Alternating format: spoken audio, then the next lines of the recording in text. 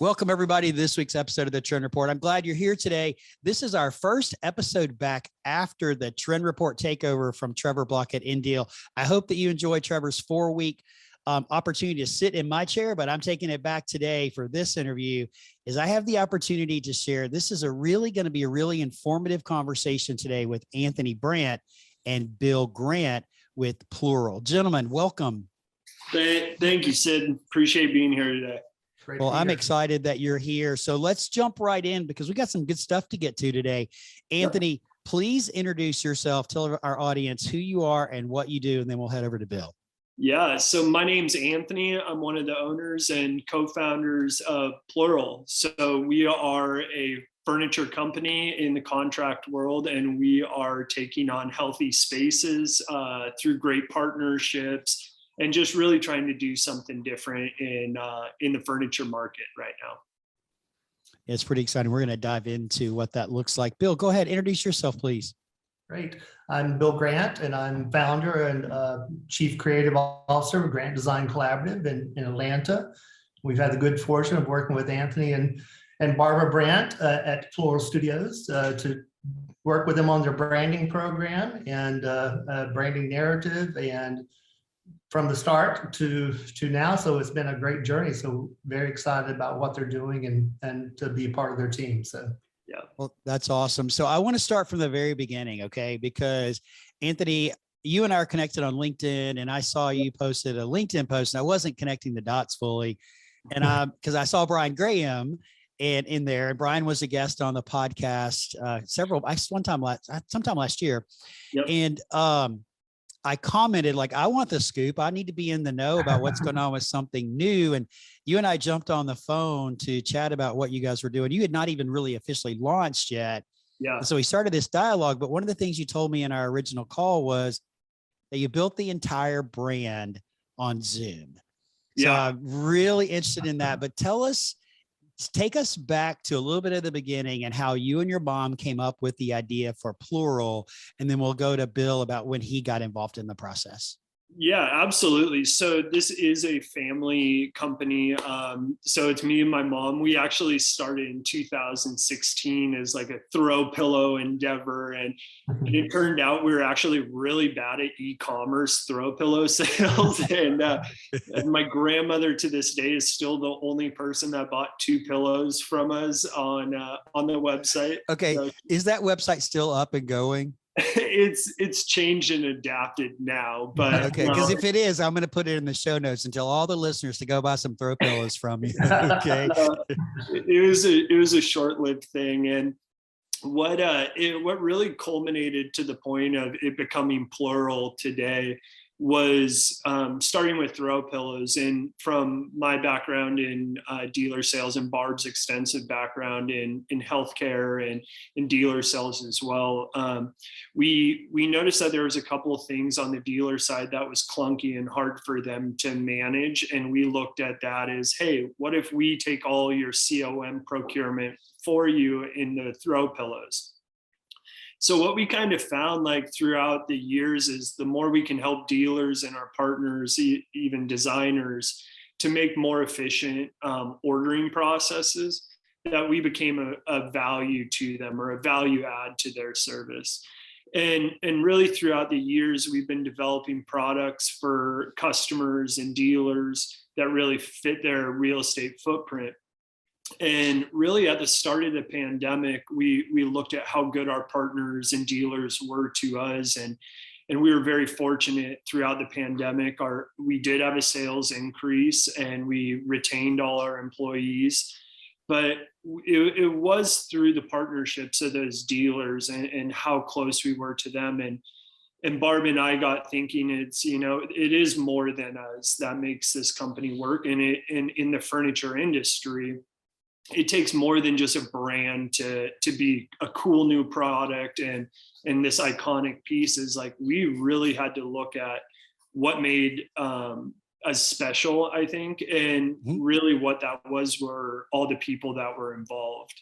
And from the beginning, I think we looked at some things in healing spaces. A family member was going through a hard time in seeking medical treatment. And when we saw like photos or just the environments he was in, it was hard that he was going through such vulnerable time, emotionally and physically, that the environments didn't really support him. And so Barb and I started thinking about, and Barb's sitting over there right now, but we really started thinking about how can we make healthy spaces beautiful, attractive, and really support the emotional need of those patients that are there. And it even goes back to, I think, like 2017 or 18 when I met Brian Graham, and I was just like a fanboy over his design style, that it was very approachable and engaging, that it really accented the environments. And really from all that, that's where Plural started coming to life. Like, hey, we want to make beautiful healthcare spaces to support people.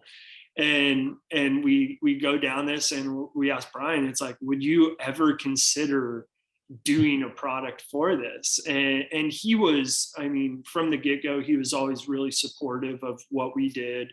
And this was an opportunity to work together for a bigger cause. And that's really where it started too, of looking at, we have more purpose behind our furniture than just, hey, here's a new item. Sure. And from that, what was really cool, and more partners got involved from there, was we were introduced to Bill Grant and his team. And we tell them about this idea. It's like, hey, and we didn't have a name or rebrand in mind, but we're like, hey, our goal is to make beautiful spaces that support people and make them engaging, like make healthcare or healthy spaces beautiful and less institutional. And Bill's team did an amazing job of recognizing really at the core of like what we want to set out and do and who we are as people. And really what that was were all the other people we were working with, like from the dealers. So Plural really found its voice there, and the partners kept growing, and people wanted to get involved with, and it was all these friends across the country. So we're doing this all through Zoom in like 2020. I think we're really kicking it off. Okay, so I want to step in for a second, and I want to recap real quickly, and then I want to jump into Bill. Yeah. So you and your mom had a family member going through some issues. You looked at the environment they were in, and realized that it wasn't really conducive to what they needed. It didn't feel good. It didn't look good. Certainly wasn't in a place that they felt comfortable. Yeah. And so you had this idea. You reached out to a product designer, Brian Graham. By the way, Brian's episode is number 52. For those of you listening, we'll drop it in the show notes too, if you'd like to go back and listen to that interview. Great product designer. And so you kind of threw the idea out to him. And so then from there, you're like, okay, we've got something. Now we need some marketing help. So you head over to Bill. So Bill, when you got this call out of the blue from somebody that you didn't know that said, hey, I want to launch a brand in the middle of the pandemic and start from scratch, what were your initial thoughts there? Well, initial thoughts were, I mean, my whole team thought we were being pranked, number one. So, but we got the first call was from Brian Graham, who we've known for a long time, and is a good friend and colleague.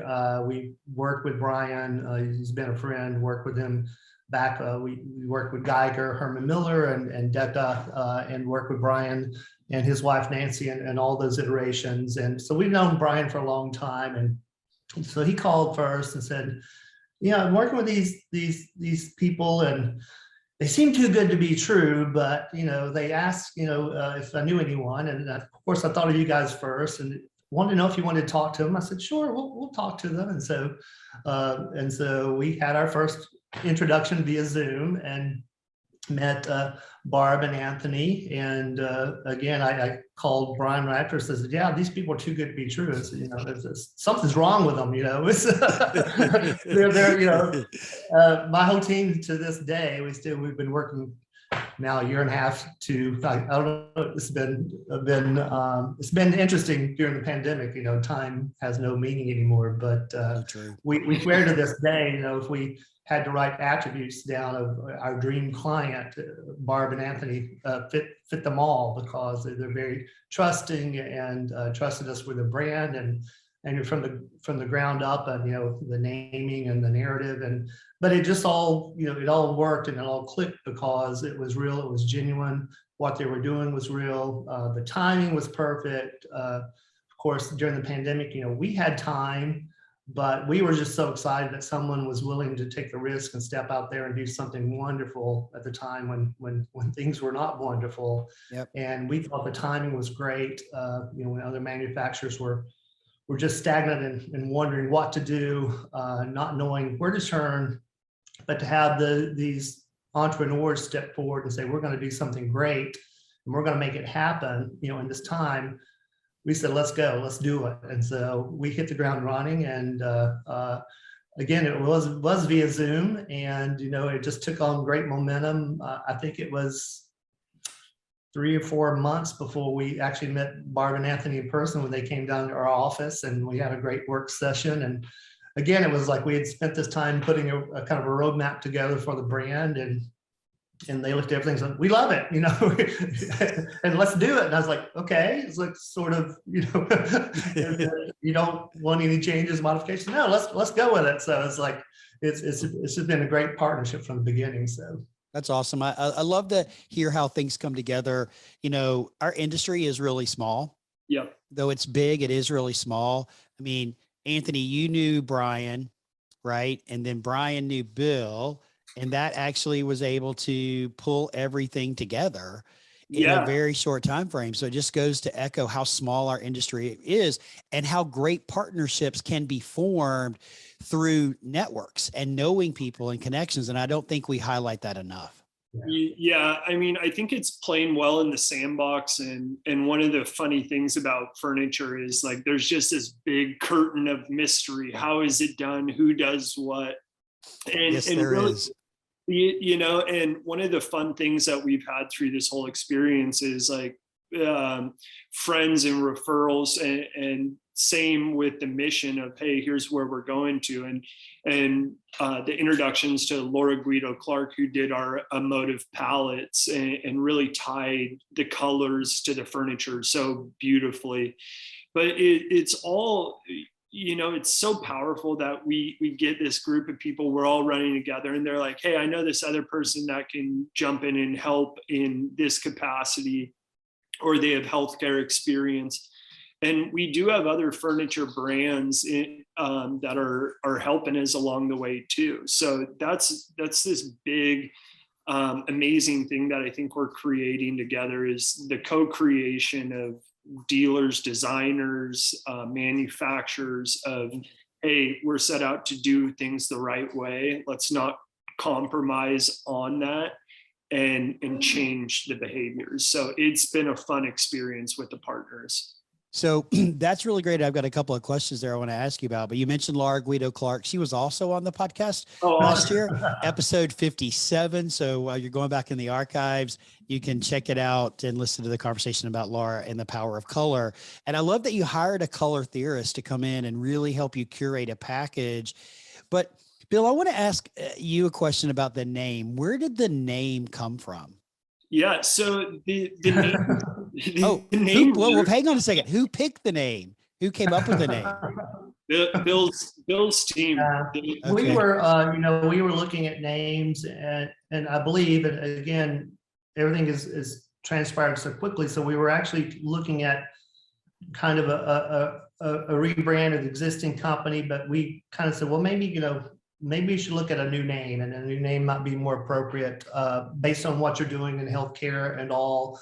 And we were just fascinated with what they were doing, and they were doing all these things, and it involved partnerships, and they talked about that from the beginning, how important it was bringing people together. And we talk about partnerships, and I view brands as good brands are great relationships. And Sid, you're right. It's bringing all these people together to have all this knowledge, but also, I think more importantly, have a passion for doing great work, And one of our motivating mottos has been, plural allows it's human beings being human, and it's really been real people working together, having real conversations. And I think the brand's all about that. And again, it's these guys are too good to be true because they're real and they're human. So, but we looked at all these things and we started making these lists, which we do when we're trying to name or thinking about a brand. And it was, we started saying, well, they're taking, it's more than one approach of, they're doing all these things differently, and they're doing these, bringing, these multiple people together, and they're looking at multiple markets in a different way. And it's all these multiple, these combinations of things. And so Plural was one of the, I think, three that we really liked, but we kept kind of coming back to Plural because it made so much sense. And then what really, I think, brought it together for me is when we kind of kept looking at Plural because it was an interesting word. Which is, you weren't for a brand name, but it was, I thought, well, is it too obscure? Is it too out there?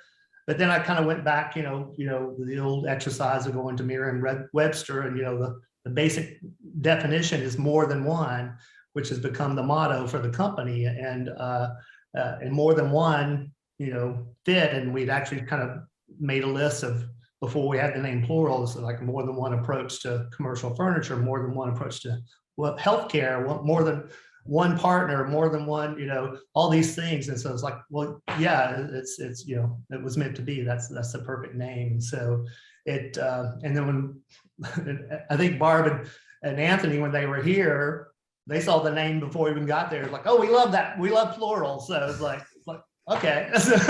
and we said, well, do you want us to like do some more reconnaissance or do some more work? No, we like that. So it was perfect. And we always say, the gut instinct is, everything. And Yep. Strategy is great, but that gut instinct when you're working with people like Barb and Anthony is very powerful. So. That's awesome. So when you heard the name, Anthony, did it like immediately like stick, like this is it? It means what we want it? Oh yeah. I mean, Barb and I both don't like being the front of anything, and we really like to highlight other people's work and what they do, and just the involvement. And when we just know it takes a team to take this kind of lift on. Mm-hmm. Especially the growth, the marketing, the products. It's not just about us, it's about everyone else. So we're like, that just rang a bell to us. And it really felt like a natural, authentic fit, where I think the big part of the branding too is we wanted to cut all fluff out of it, any non-material stuff, and really just have it be authentic. Like I always say, like, I want our brand to be the same person. Like if you catch me at the grocery store, I want it to be the same person there, and no facade. And the Plural and the team really made sense to us right from the get-go. We were excited about that we know we could build a legacy on helping others. And that was the most important thing to us. Well, I was doing a little bit of research on you guys, and I think certainly you're building a legacy. So I'm going to use the terminology that you used a minute ago. Let's pull back the curtain a little bit and let's look behind the scenes, because you have an amazing brand. And I want to talk in a minute about how you're giving back to the world, not just the community, but to the world. We'll talk about that because I think that's really important. So Anthony, you guys are taking a different approach to a lot of different things. So let's start with your approach to manufacturing, and then I want to move to your approach to sales. Yeah, absolutely. So one of the amazing things that we've done that I'm proud of our team for doing is looking at the longevity and ability to scale furniture manufacturing, especially in regional ways. So we look at how can we reduce the logistics costs by utilizing factories throughout the United States. And really where that kind of starts is creating strong digital assets, from cut files on CNC to Gerber files, that we can share with our partners if they're located in Phoenix or Seattle, that we're making the same product, but in regional manufacturing. And that's really where we see the growth and our ability to scale there is through the distributed manufacturing, which is new and different. But for some of our end user customers, they are based in Brazil or China or the UK. And we're trying to be forward thinking, and there's going to come a time when we need to supply Ireland. And how can we transfer our manufacturing know-how just digitally over there? And we've done that here in the States. And so we manufacture currently in Seattle, Washington, and Phoenix, Arizona, and looking for growth in the Midwest and East Coast. So as our company grows and the sales grow, we're able to centralize manufacturing closer to the project. And really from a sustainability standpoint, it makes sense. Like let's keep people working in regional areas and reduce trip costs and just carbon emissions. So it's been a real cool way to approach manufacturing, but it allows us to scale a lot faster than most are able to. Yeah, I think I love the aspect of it. We are seeing the emergence of this with other people as well, but I love the terminology distributed manufacturing. I think that's fantastic because there's a lot of benefit to this. And not just this from the sustainability aspect of it, but we start to look at some of the impacts. Like we think about the cost of gas right now. I mean, it's over $5 a gallon for diesel, almost $6 a gallon for diesel. Products are delivered on trucks. If they have to drive shorter distances, it saves money. As you mentioned earlier, your carbon footprint is less. So there's a big impact here.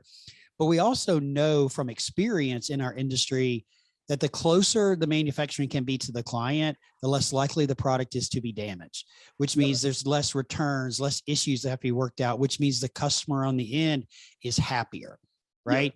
Yeah. And let's be clear, there are a lot of partnering manufacturers out there that need resources or potentially could use additional brands to do manufacturing for. I get that call a lot from people like, do you know somebody who could manufacture for us on the West Coast? Or do you know somebody that could manufacture us for us on the East Coast? So I think it is a really brilliant strategy. Bill, anything you'd like to add to that? Yeah, I think one of the other huge advantages is that, it really reduces the lead times and they can deliver much quicker, which I think Barbara and Anthony have a amazing legacy of doing, and I think it's going to be a big asset to Plural, especially in the times for the industry right now, which lead times are pretty dismal for a variety of reasons. I mean, I think in every industry it is, but I think the way that they're approaching it is so brilliant, and that is going to be a huge advantage to their customers, and for all those reasons. But that it's a direct advantages to their customers, end users, designers who need a product quick, need a solution quick, need a great quality product quick that can be on time, on budget. So the other interesting thing is the material sourcing. So I don't know if you remember, but the freeze in Texas and what that did to the foam supply. So throughout this whole thing, we look at our partners just like family, and we want to take care of them and they take care of us. But because of our great partnership being close to the factory, we were able to skip that whole thing. We didn't have a foam shortage. We didn't have any wood supply issues. We were able to continue throughout that whole process. So during the pandemic, we kept making furniture and we were able to employ people, but the material sourcing within 1,000 miles or 500 miles of the factory really allows us to move fast and not really get hung up on petroleum coming in or the container ships. Everything's made in America. Our materials are from America. And that's really helped us leverage some of the commodity issues that were going on and are currently going on. So it's been fun, and we're continuously trying to close that circle of how small of a distance can we go. And, and that's really a big thing when we look at Do we go to the Midwest? All right, what does material supply chain look like over there? So we don't get hung up. And that was the one big benefit. We were able to stay at an 8-week lead time throughout this whole thing, because of strong material partnerships and the close proximity to where they come from. Sure. So there's a couple of things here. You know, Bill talked about lead times in the industry. You just referenced them as well, Anthony. Yeah. You know, lead times, when I talk to a lot of dealers, a lot of manufacturers, and I ask them, like, tell me about some of your biggest challenges to the dealer community. Is lead time, because our behavior as an industry, especially in the dealer side, is changing, because we have forever said 4 to 6 weeks. And when we say 12 to 14 or 14 to 16, that forces a lot longer planning cycle time in getting in the project way sooner. So it's challenging us to really act differently and to work differently. But to say 4 to 6 weeks or 6 to 8 weeks is fast, it used to be normal, right? Yeah. And now it really is fast. And I hear a lot of people talk about this on a daily basis about how important it is to get back to some semblance of 4 to 8 weeks or 4 to 6 weeks, something like that. And I love the fact that you talk about sourcing material close to the factory, because I live in Texas. I lived through that storm, mind you, with a house full of neighbors and friends. And so, and I still have, some of my clients still are talking to me about the challenges with sourcing, not just foam coming from the United States. I had no idea that a lot of foam came from Texas. No idea whatsoever.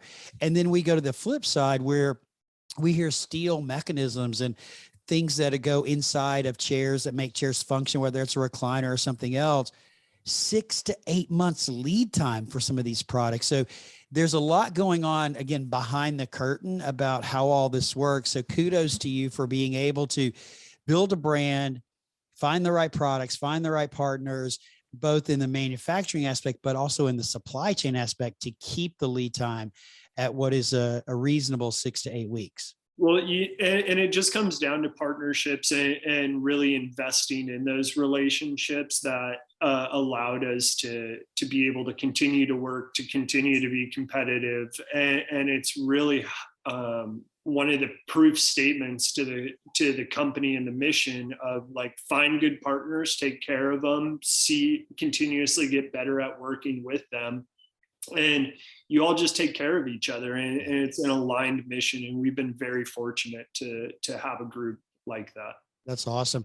So let's talk about sales. Yeah, because you have a different approach to sales too. And I know, because we're connected on LinkedIn, I see you traveling all the place on the regular. So tell us a little bit about Plural's approach to sales.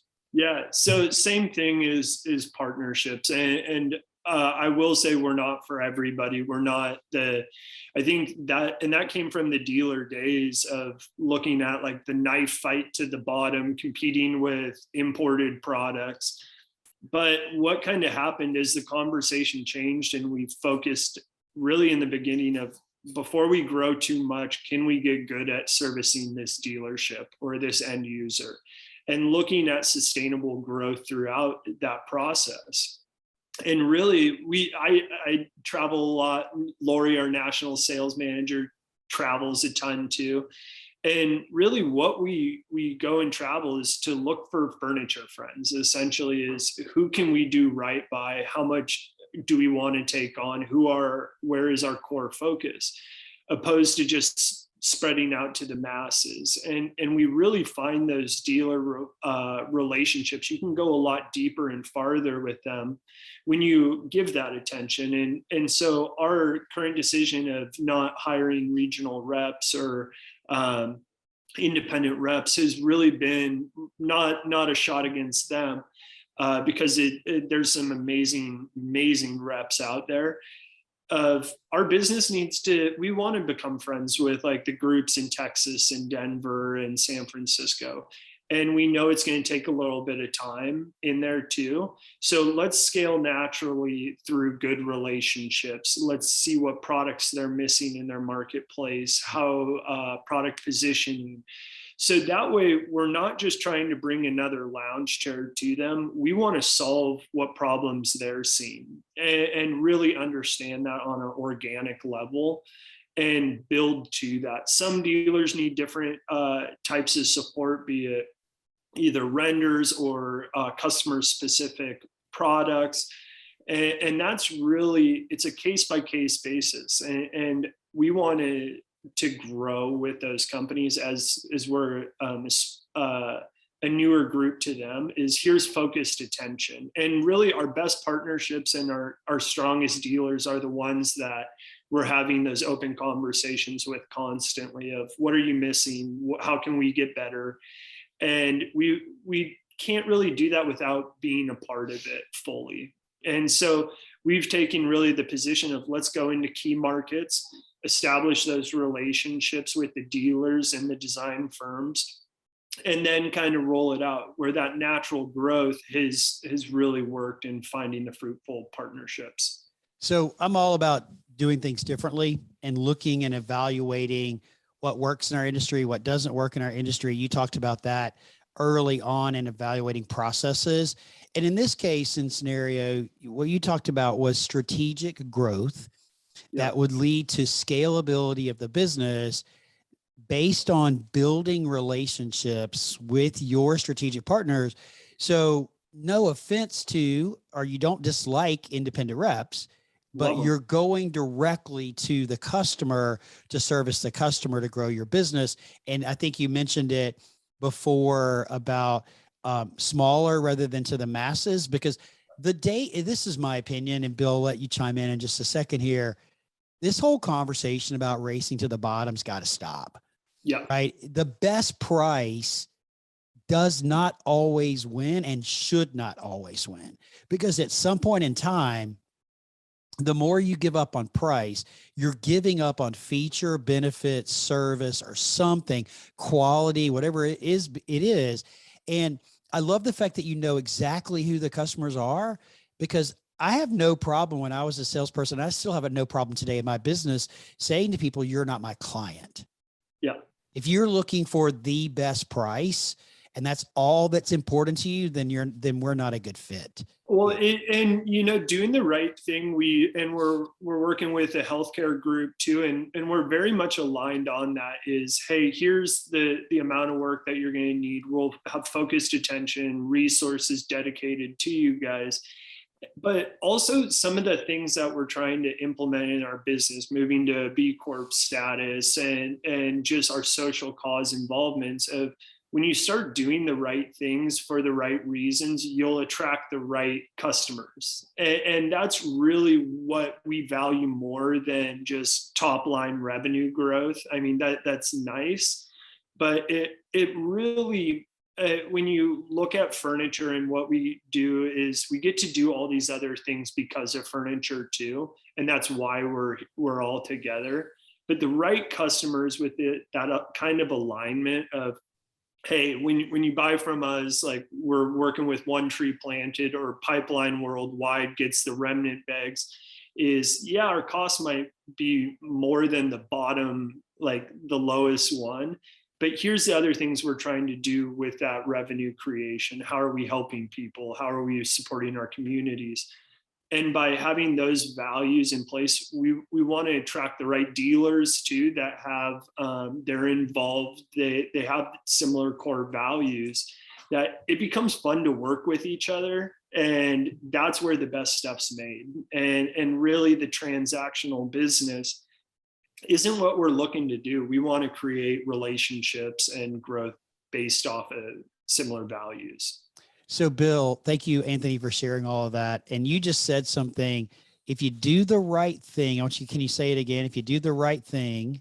Yeah, if you do the right thing, you'll attract the right customers. And that's really where we want to be. Yeah, it's a perfect quote. So Bill, your involvement with this was helping them get the brand and everything moving forward. The website looks fantastic, but listening to him talk, I can understand why you might pinch yourself occasionally going, are they really, this is the real deal from a client perspective. I mean, ideally for you. easy to work with, knows what they want, and spot Right, on. right. Yeah, it ideal in many ways. It's also challenging because I mean, every time Anthony or Barbara talks, I'm like, people are going to think that I or someone else coasted, and it's like we haven't even talked about this, before this podcast, this interview here. But it, they are so real, and it's so true, because one of the first things we did is interview a lot of their existing customers and end use clients, and and they said the same thing about them, like they're too good to be true. But it all kind of came back to the relationships that they built with them, and that they were very solutions driven, and they love the products, but they love more about the partnerships and how they help them solve their problems. And Anthony, from the beginning, one of the first things he told me is like, we don't make furniture. We solve problems. I'm like, what? It's like, we got to sell something. What are we selling here? And so, working with them now for a while, I understand exactly what he's saying. So, and we have great new products, to show, beautiful new products to show, but still the challenge is really, marketing, the things that Anthony is saying, that they are doing the right things, and we live in a world where people are very, skeptical about brands and branding, and, greenwashing when it comes to sustainability and all these things, and marketing, and all the fluff and stuff. And, it's, I love how, Anthony talks about why they were attracted to Brian Graham, because his design is very pure, and it's not about, designer fluff or fancy. It's about, great solutions and classic, timeless, shapes and style and form and function, and which makes a beautiful product. And at Grant Design Collaborative, we kind of take the same approach to branding. It's like we don't add layers of design and copying things to try to sell a brand. We try to see what's in the way of communicating what's true and the essence of that brand. And that's what we've attempted to do with Plural, is try to get all that out of the way, to kind of say, hey, this is really what this brand's about, and this is what you're buying. You're buying, direct access to these people and what they stand for. And we believe that people want to be a part of a brand like that, and an ecosystem like that. And it is really contagious, and especially, I think, in this day and time, I think people are, as people discover the brand, and we haven't even really officially launched it yet, but as they discover it, they just get so excited, because there's nothing like it.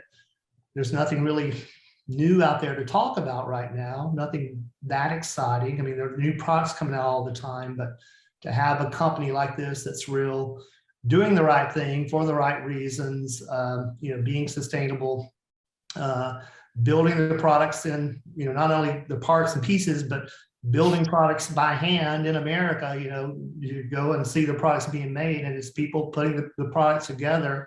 It's not machines, it's people, not just assembly. People right, making yeah. furniture like the good old days, and it's just so real and true, and it's so refreshing, and it's just been enlightening to work with them, and I can see very clearly why Anthony's going directly to the customers, because no one else can recreate that. Yep. It's I get that all the time in the business, because I've never had in 30 years in the business, I've never had account reps or salespeople, and I go call on a new client, and they're like, oh, I didn't expect you to come here, or I didn't expect you to pick up the phone, or like, who's your copywriter? It's like, oh, I write the copy because that's how I started in the industry. Like, oh, Sure, we didn't know sure. you would do that. So it's like, yeah, well, I'll take out the trash too. But we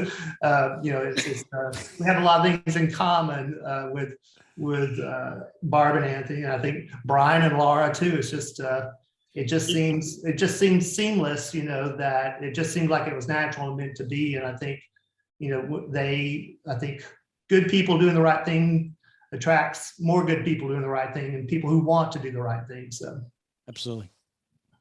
So, I have to tell you, I totally agree with Anthony that you're not selling furniture. You're selling solutions. Yeah. The product should solve a problem that the client has. As an industry, and I can get on my soapbox about this, and we will not, but as an industry, we don't know how to articulate the business problems that our products solve, because we've been so conditioned on sell the chair, sell the desk, sell the panel, sell, and all we do is sell the features and benefits. And when you start asking questions about what's the problems, the business problems that our products solve, so many people can't answer them. And Anthony, I appreciate the fact that you focused there first. Yeah, you know, it's been the most fun to do that, but that's really where the relationships have grown, or the customer base has grown, to just stop and listen. I think so many times when we think about product development is this idea of like, let's put a product in the market and see how it does. But I mean, we really work from a, hey, what are we solving to? What is the customer saying? What do they need? And I think one of the benefits to us is our rapid prototyping that we do. So I mean, now that we're doing marketing and we have CET coming on and all this digital lift, the reality is, like for Brian's line that he did, I think we were through prototyping and manufacturing, ready to manufacture in like months. So in like 3 months, we went from a design to actual product. And then the marketing lift is a little bit longer and hard now that everything's so digital. But we're able to take customers' needs, like we're working with a large group right now on, hey, can we develop something that fits our real estate footprint? And we need the prototypes for manufacturing in 8 weeks. And we're like, yeah, let's do that. It's what we do well. And so that way they're able to launch a product. I think we're looking at end of May. Wow. For them in their buildings, of how fast can we react and have a manufactured piece that can do high volume. So wow. That's really the fun stuff and the exciting stuff that we like to be a part of, solving the problems. Sure. So I'm going to recap for just a minute. The idea came in 2019. You got together over Zoom, started building a brand, built a brand. And now here we are in 2022, you're officially launching. And I think the common thing that I've heard from both of you, and that I hope our listeners have heard too, is you're people doing business with people. Yep. With a focus on helping the world be a better place, but also making business fun again. It used to be fun, right? It used to be fun. And then it got so hectic. And I just love the focus on the relationships, and that you're strategically targeting partnerships on the front end and on the back end. And Anthony, you said it a couple of different times, so you can have fun. Yeah. Because so quick side story. We went on a trip to the Central Coast, California, to the wine country. Mm-hmm. And we scheduled all these little obscure wineries to go to, because I love wine. I love going to obscure wineries. And we went to this one place, beautiful location. The guy was a former executive somewhere, and he was telling us this whole story. He's got this beautiful mid-century modern house and on top of a hill. And so I said something to him like, well, tell us about how many cases you bottle a year. His wines were spectacular, and they only sell through the wine club. And this is what he said. He said, well, we do 2,500 cases a year. Any more than that, it becomes work. Yeah. And I'm thinking this is a great parallel, because his focus is providing a great quality product, but also having fun doing it. Right. And when it becomes work, you don't enjoy it. And when you don't enjoy it, you don't do it well. Yeah. Right. And that's exactly what you're saying, but related to furniture and building partnerships and relationships, not just in North America, but throughout the world. Yeah, I mean, it really comes down to that of like, there is work involved, but you want to work harder for people that you care about and you're connected to. And that's a big thing for us too. Like, I want like a dealer to be able to call me and be like, hey, I need this, like I'm in a pinch, like something happened. Like, the fact that they can call me makes me feel like I'm bringing value to them. And that's really been what the important thing has become, is being connected to other people, co-creation, having fun. There's still some, it's furniture, but but really, yep.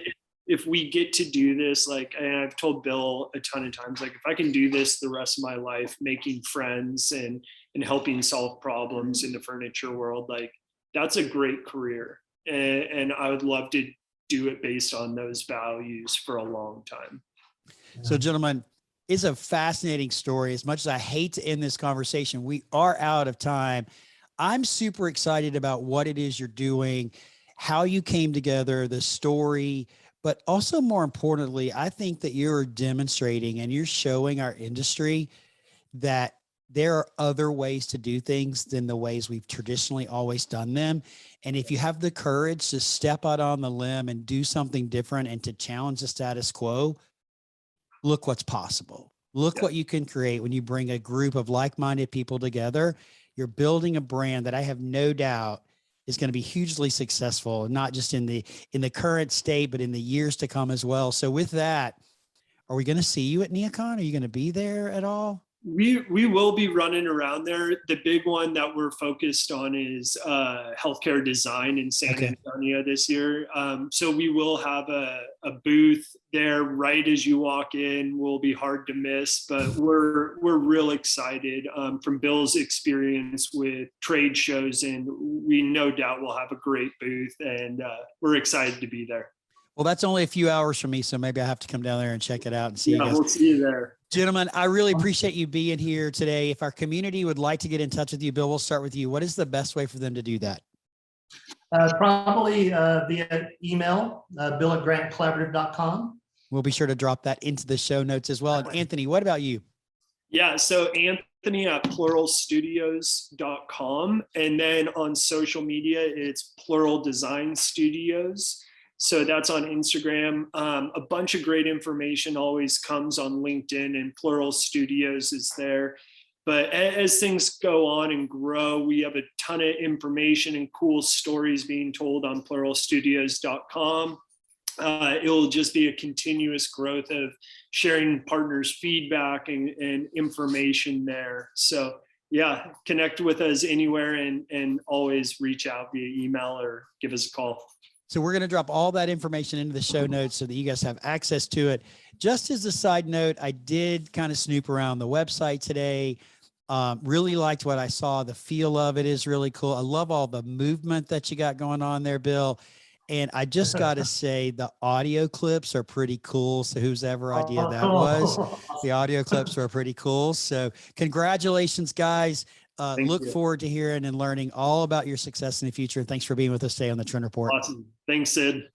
So thanks everybody for joining us today. We look forward to seeing you again in a couple of weeks. Remember, our schedule has changed. We're going to an every other week schedule. So we look forward to seeing you in a couple of weeks. Go out there and make today great. And we'll talk to you again soon.